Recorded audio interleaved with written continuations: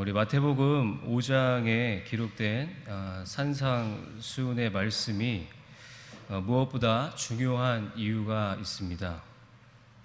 그 이유는 예수님께서 직접 말씀하셨기 때문입니다. 5장 1절에서 16절의 말씀은 우리가 아시는 대로 천국 시민에게 요구되는 그러한 기준들, 의의 기준들, 그리고 그 수준에 대해서 제시하고 있는 것을 우리가 보았습니다.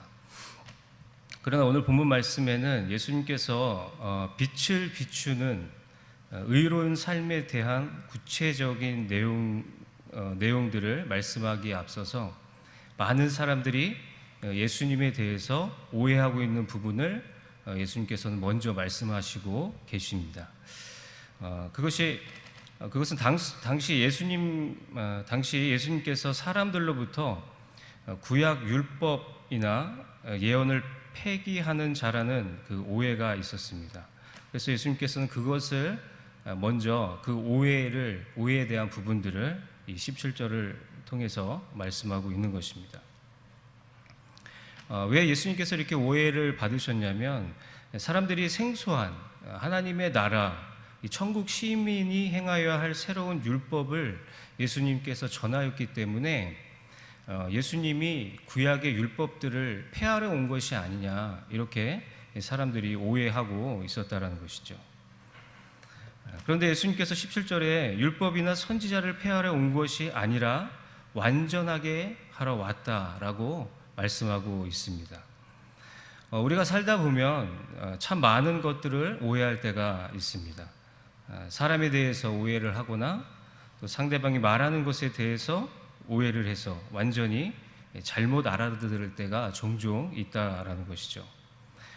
이런 것들은 여러 가지 이유로 오해를 불러일으킬 수가 있겠지만 대부분 이러한 오해가 일어나는 이유는 잘 모르기 때문에 일어난다라는 것입니다. 그 사람에 대해서 잘 모르기 때문에, 또 어떠한 것에 대해서 잘 모르기 때문에 오해가 생겨날 수 있다라는 것이죠. 하나님의 말씀도 그렇습니다. 하나님의 말씀에 대해서 잘 모른다라고 한다면 우리가 하나님에 대해서 오해할 수가 있다라는 것입니다. 우리의 신앙이 건강한 신앙이 되어야 하는데 건강한 신앙이 아닌 잘못된 신앙으로 변질되거나 왜곡될 수가 있다라는 것이죠. 대표적인 인물이 사두개인입니다. 이 사두개인들은 부활과 천사의 존재에 대해서 믿지 않았습니다.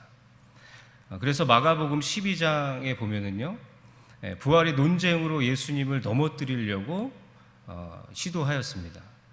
그런데 부활의 논쟁으로 예수님을 넘어뜨리려고 하였지만 도리어 그들의 무지함만 드러내는 모습들을 우리가 알 수가 있습니다. 마가복음 12장의 이 내용은 그렇습니다. 부활이 없다 하는 사두개인들이 예수님 앞에 나오는 것이죠. 그래서 예수님에게 질문을 하는 겁니다. 선생님이요, 모세가 우리에게 써주기를 어떤 사람이 형의 자식이 없이 아내를 두고 죽었으면 그 동생이 그 아내를 취하고 또 형을 위하여 상속자를 세울지니라 하였다, 이렇게 예수님에게 묻는 것이죠. 그래서 예를 드는 겁니다. 7형제가 있었는데 마지가 아내를 취하였다가 상속자 없이 죽고, 둘째도 그 여자를 취하였다가 상속자 없이 죽고, 또 셋째도 그렇게 하고 일곱째까지 다 상속자 없이 죽었다라고 한다면 그리고 나서 최후에 그 여자도 죽었다라는 것이죠.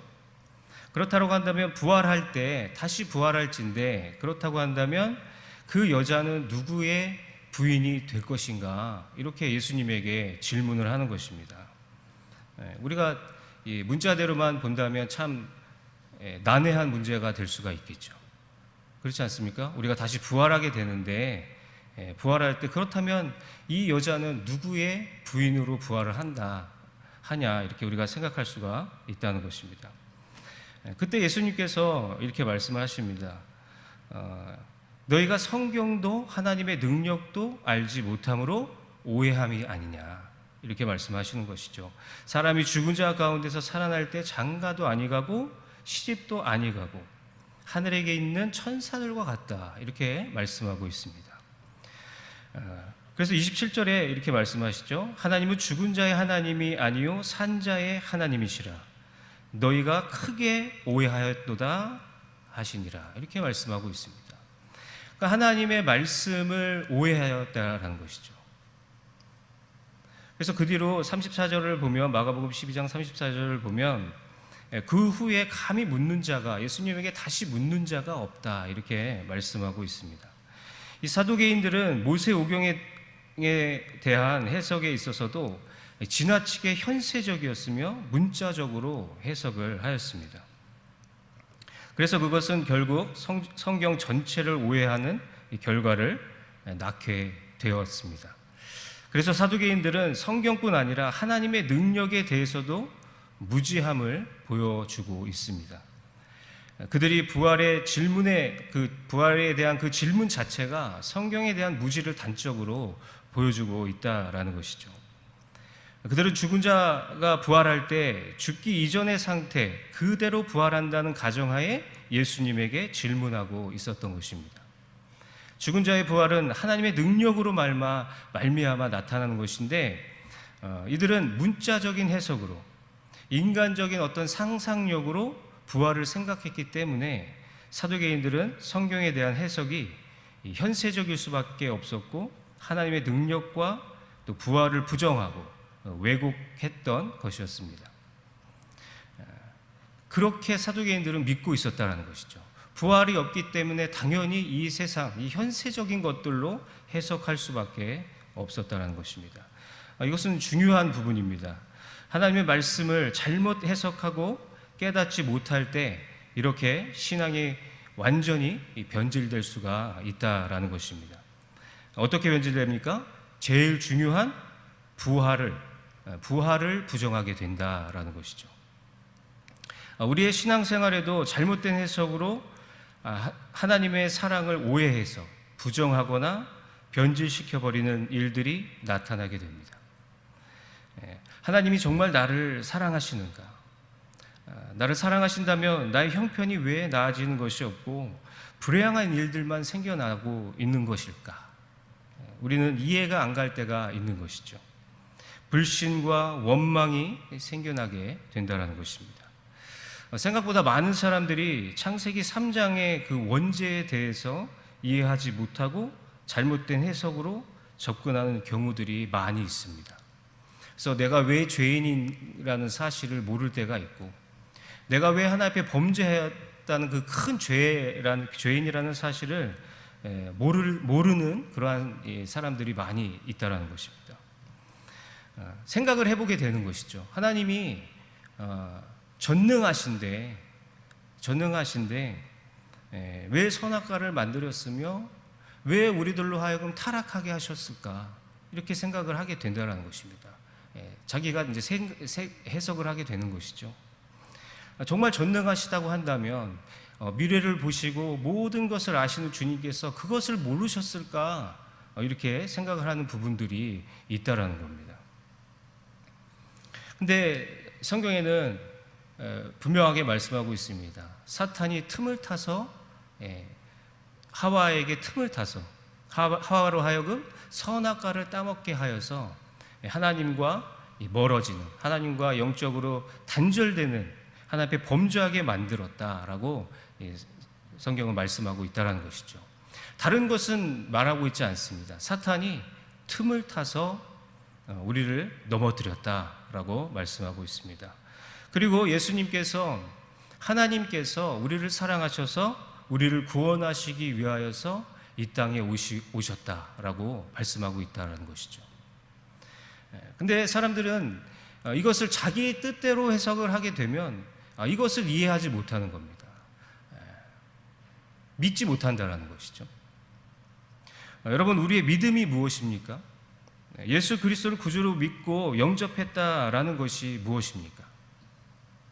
그것은 창조주 하나님을 믿고 또 하나님께서 나를 사랑하셔서 나를 살리려고 친히 인간의 몸으로 나를 구원하시기 위해 이 땅에 오셨다라는 것입니다.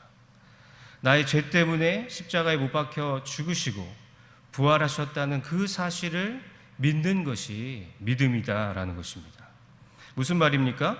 결국 믿음은 하나님의 놀라우신 그 사랑을 믿음으로 믿는 것입니다. 믿음으로 믿는 것입니다. 하나님께서 나를 사랑하신다는 것, 그것을 믿는 겁니다. 그래서 믿음은 하나님이 나를 사랑하신다. 결코 이것을 계획하고 이것을 만든 것이 아니다. 악한 분이 아니시다. 라는 것이죠. 내 하나님은, 내 주인은 악한 주인이 아니다. 라는 사실입니다. 이것을 믿는 것이 우리의 믿음이다라는 것입니다. 할렐루야. 사탄이 우리의 믿음을 무너뜨리기 위해 미혹하고 또 공격하는 것은 무엇입니까? 바로 그 사랑을 믿지 못하게 방해하는 것입니다. 그럴 때 우리는 예수 그리스도를 바라보며 그 사랑을 확인하고 또 예수님의 이름으로 사탄의 공격을 또 물리쳐야 될 줄로 믿습니다. 많은 사람들은 예수님께서 천국 복음을 전하실 때 구약의 말씀을 폐하러 오신 줄로 생각했습니다. 하지만 예수님께서 하나님의 나라의 법이 구약의 율법을 부정하는 것이 아니라 오히려 완전하게 하기 위함임을 예수님께서 분명하게 밝히시고 있습니다. 다시 말해서 예수님께서 선포하시는 하나님의 나라의 법과 윤리는 구약의 율법과 아무런 상관이 없는 전혀 새로운 것이 아니라 오히려 율법의 근본적인 의미를 강조하고 또 그것을 완성하기 위한 것이라는 사실을 말씀하고 있다라는 것입니다.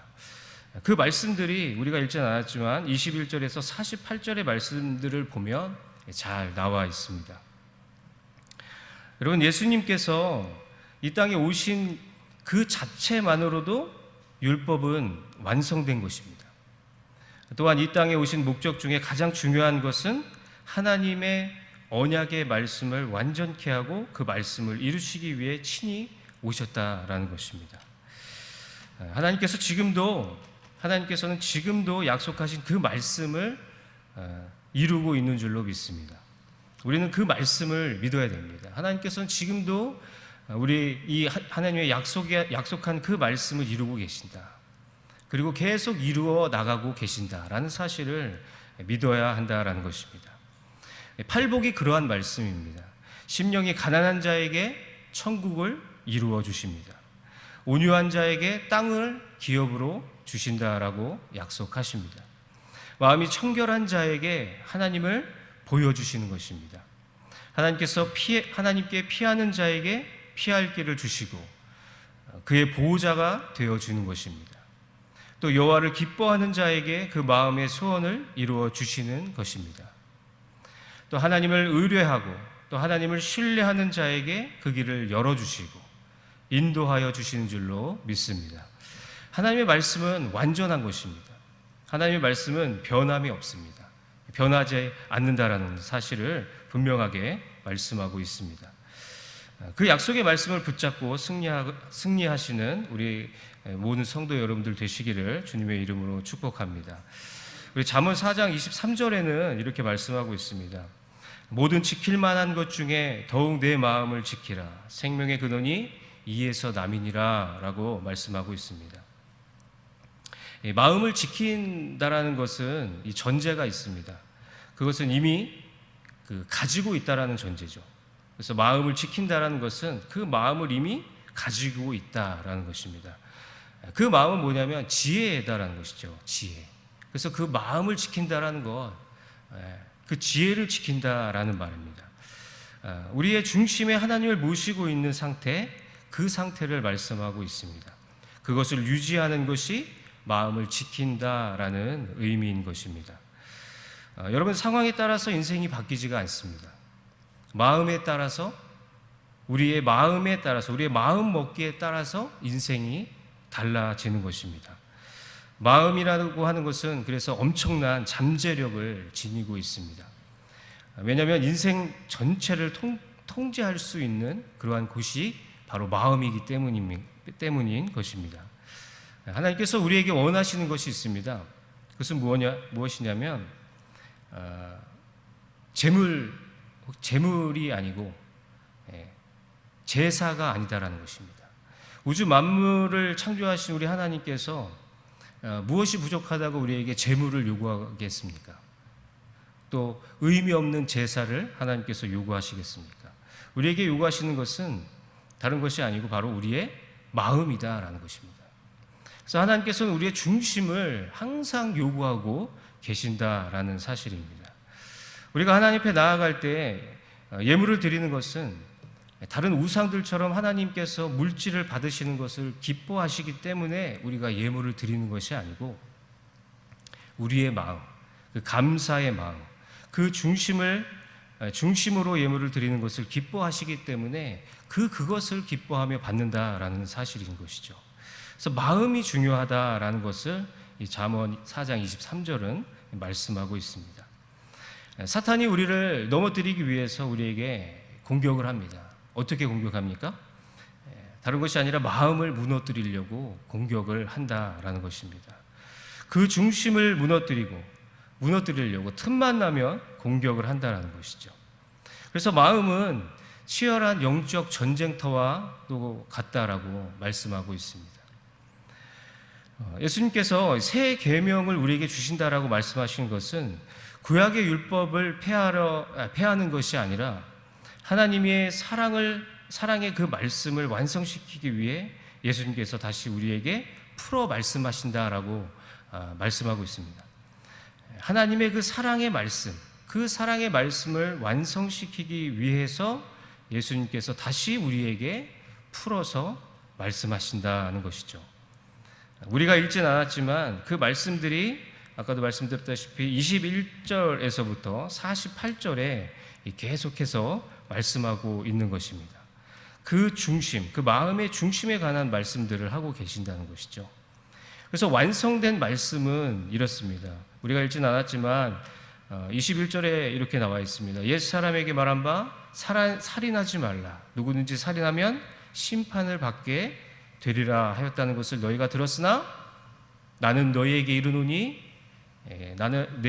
이르노니 형제에게 노하는 자마다 심판을 받게 되고 형제에게 라가라 하는 자는 공의에 잡혀가게 되고 미워하는 놈이라 하는 자는 지옥불로 들어가게 되리라 라고 예수님께서 말씀하고 있는 것입니다. 그러니까 우리가 외형적으로 살인했다라고 해서 외형적으로 살인을 하지 않았다라고 해서 그 율법을 지켰다라고 말할 수가 없는 것이죠. 예수님께서 이 율법들을 완성시키려고 오셨다라는 말씀은 그 마음의 중심에 하나님의 말씀을 지키도록 하기 위해서 이렇게 다시 풀어서 완성하여서 말씀을 하셨다라는 것입니다. 그래서 우리가 마음에 미워하는 마음이 있다라고 하면 그것은 살인한 것과 똑같다라고 말씀하고 있다라는 것이죠. 그리고 우리가 정말로 외형적으로 실제적으로 간음하지 않았다 하더라도 우리의 마음에 음란한 마음을 품고 간음한 마음을 품었다라고 한다면 그 또한 율법을 지켰다고 할 수 없다라고, 율법을 지킨 것이 될 수 없다라고 예수님께서 말씀하고 있는 것입니다. 이러한 것들이 예수님께서 구약의 율법을 완성시키러 왔다라고 이렇게 말하고 있는 것입니다. 지금은 학교 선생님들보다 소위 1타 강사, 스타 학원 강사들이 권위도 있고 또 돈도 훨씬 더 많이 벌고 있습니다. 그리고 웬만한 인기 아이돌보다 굉장히 인기도 많습니다. 스타 강사가 생겨난 곳이 대치동인데요. 잘 나가는 1타 강사들이 유명한 이유는 잘 가르치는 것도 있지만 또 시험 예상 문제를 잘 집어내는 것도 있습니다. 그래서 이 스타 강사가 되고 소위 1타 강사가 되는 것이죠. 그래서 과목마다 이 문제는 꼭 나오니까 이것만 풀면 된다라고 이렇게 콕 집어서 얘기를 해주기도 하고요. 또 공무원 시험에 이 문제는 꼭 나오니까 이 문제는 꼭 풀어야 됩니다라고 설명을 해주기도 합니다. 하지만 하나님의 말씀은 예상 문제가 없습니다. 어떤 중요한 율법만 잘 지키고 또 작은 율법은 그냥 넘어가는 그러한 법이 없다라는 것입니다. 19절의 말씀이 그러한 말씀입니다. 당시 랍비들 또 율법 교사들은 율법 가운데 반드시 지켜야 하는 중요한 율법이 있는 것과 반면 덜 중요한 것도 있다는 차별적인 그러한 태도들을 취하면서 가르쳤다라는 것이죠. 우리 19절의 말씀 우리 다 같이 한번 봉독하겠습니다. 그러므로 누구든지 이 계명 중에 지극히 작은 것 하나라도 버리고 또 그같이 사람을 가르치는 자는 천국에 지극히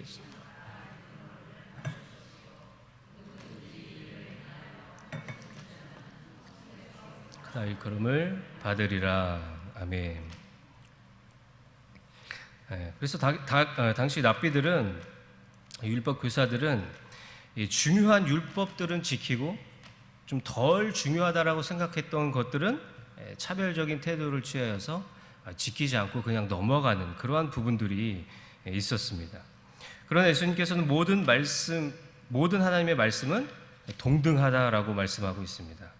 그러므로 다 중요한 것이죠. 결코 하나라도 소홀히 여겨서 될 만한 것이 하나도 없음을 분명하게 말씀하고 있습니다. 우리가 때로는 신앙이 연약할수록 주일에 교회에 나와서 주일에 예배 드리는 것만으로 모든 것을 이룬 것처럼 나는 내가 할 일은 했다라고 생각하며 신앙생활을 하는 경우들이 많이 있습니다. 하지만 그렇지 않다라는 것이죠. 하나님께서는 모든 말씀, 하나님의 말씀을 듣고 알아가며 또 하나님의 사람으로 변화되기를 원하고 계신다라는 것입니다. 당시에 그렇게 차별적으로 가르치는 유대인들이 있었다라는 것이죠. 하지만 예수님께서는 그 가르침이 아무리 사람들에게 영향력을 주고 또 깊은 감동을 준다고 하더라도 어떤 한 율법이라도 소홀히 하는 그러한 내용들이 포함되어 있다라고 한다면 그 사람은 천국에서 지극히 작다 일컬음을 받을 수밖에 없다라고 분명하게 말씀하고 있습니다. 그래서 우리는 모든 하나님의 말씀을 지키려고 부단히 애를 쓰고 또 예수님의 그 모습들을 닮아가려고 우리가 애를 쓰며 나아가야 된다는 것이죠. 그래서 20절의 말씀에 서기관과 바리새인보다 더 나은 의를 가져야 함을 예수님께서 말씀하고 있는 것입니다. 무슨 말씀입니까? 더 나은 의. 그것은 이 외형적으로 나타나는 그 현상으로 의로움을 뜻하는 것이 아니고 내면적으로도 내면적인 의로움까지도 말씀하고 있는 것입니다. 우리가 신앙생활을 하다 보면 자칫하면 외형적으로 이 외식하는 신앙들이 우리 안에 나타날 수가 있다라는 것이죠. 하지만 그것을 조심하고 모든 하나님의 말씀을 이 바리새인들과 서기관들이 얼마나 열심으로 하나님 앞에 나아갔습니까? 물론 외형적으로 하나님의 뜻을 잘못 알고 있었지만 외형적으로 나아갔지만 그 모습들처럼 하나님의 모든 말씀을 사모하고 그 말씀을 이루기 위해서 나아갈 것을 바라시고 또 원하시고 계시다라는 사실입니다. 예수님께서 율법을 폐하러 오신 것이 아닙니다. 또 하나님의 말씀을 완성시키러 오셨다라는 것입니다. 결코 하나님의 그 구약의 율법들을 무시하거나 그것들이 상관없다 이렇게 말씀하신 것이 아니라 예수님께서는 그 말씀을 이루기 위해서 그 언약의 말씀 또 율법들을 완성시키기 위해서 이 땅 가운데 오셨다라는 사실입니다. 그렇다면 우리는 우리에게 주어진 삶을 어떻게 살아가야 되겠습니까? 주님이 오실 때까지 어떻게 살아가야 되겠습니까? 다른 게 아니죠. 예수 그리스도를 바라보는 것입니다. 오직 한 분 예수 그리스도를 바라보며 우리 에베소서 4장 13절의 말씀에 나와 있는 것처럼 우리 모두 하나님의 아들을 믿고 아는 일에 하나가 되어서 그리스도를 닮는 또 온전한 사람으로서 성숙한 그리스도인으로서 살아야 될 것을 우리에게 분명하게 말씀하고 있습니다. 내가 모든 하나님의 말씀 안에서 또 온전해지려고 할 때, 또 우리가 하나님과 함께 하려고 할 때, 또 하나님께서는 그때 우리와 함께 하시고 또 역사하시고 또 하나님의 은혜와 사랑으로 끝날까지 우리와 함께 하여 주실 줄로 믿습니다. 기도하겠습니다.